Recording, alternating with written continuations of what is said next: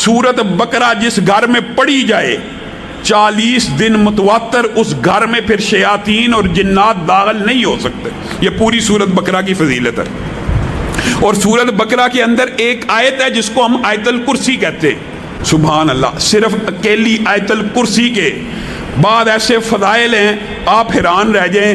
حضرت ابو ہریرہ بیان کرتے ہیں جس وقت انہوں نے چور کو پکڑ لیا, غلہ چوری کرنے آیا تھا, رمضان میں بیت المال کے اوپر ڈیوٹی لگی تھی, تو اس نے کہا تھا میں تجھے ایک وظیفہ بتاتا ہوں, شیطان نے تو مجھے رسول اللہ کی بارگاہ میں پیش مت کر, میں تجھے ایک وظیفہ بتاتا ہوں. کہا کیا وظیفہ؟ کہا آیت الکرسی پڑھ لیا کر, تو شیاطین سے محفوظ ہو جائے گا.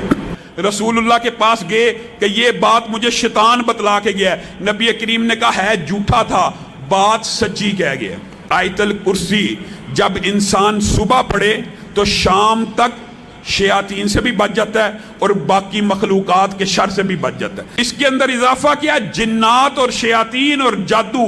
آپ بڑے رقیہ شریعہ کرنے والوں کو ڈھونڈتے ہیں, آپ خود پڑھیں آیت الکرسی.